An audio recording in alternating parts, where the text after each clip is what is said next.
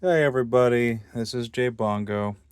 As promised, on this day, July 8th, I'm going to show you my progress, my full progress in learning art. Now, why am I learning art?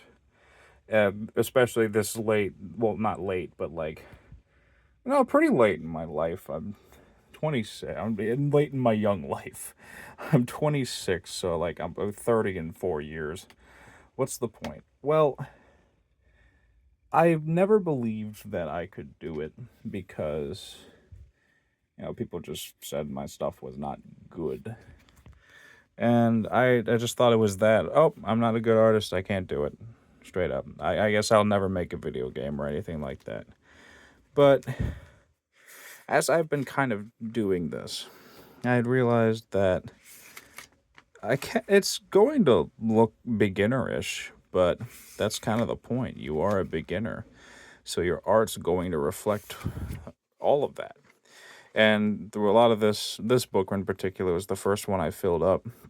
This was learning a lot about art through YouTube tutorials and all that, where I think a lot of self-taught people in this day and age tend to start is YouTube and all of that. And it kind of does help, but the problem that I've found is that I'm lacking in focus when I do stuff like that.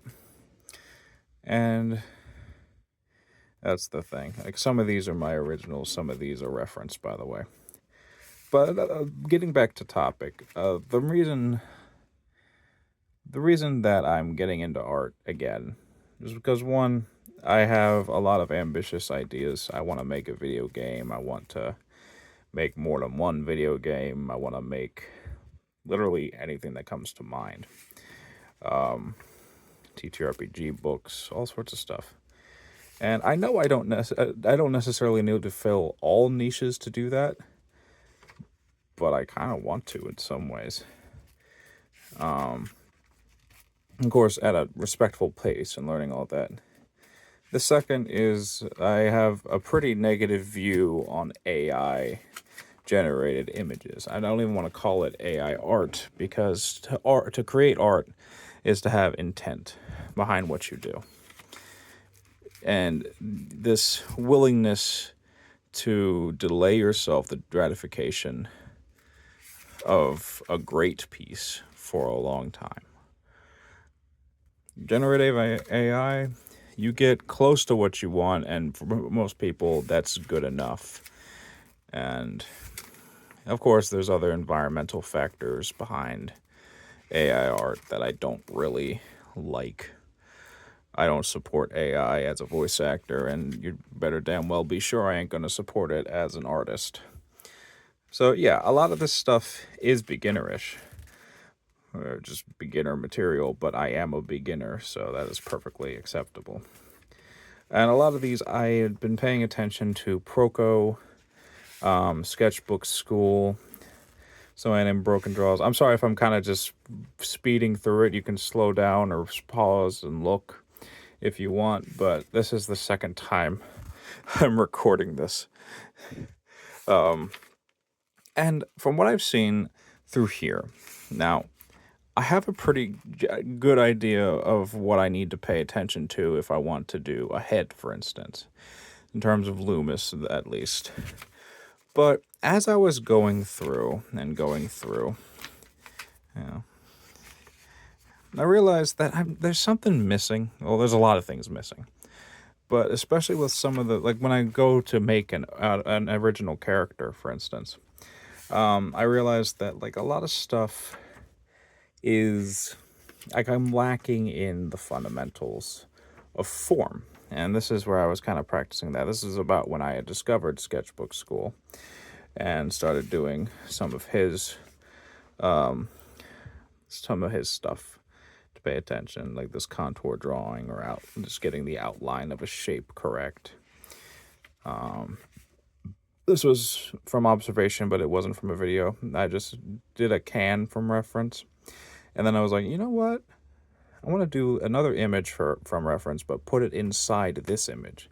And I thought it was pretty cool at the time. This is like a wicker basket, another OC. This is Kiryu. I'm kind of proud of this one. And the Chun-Li one a few pages back, I really like.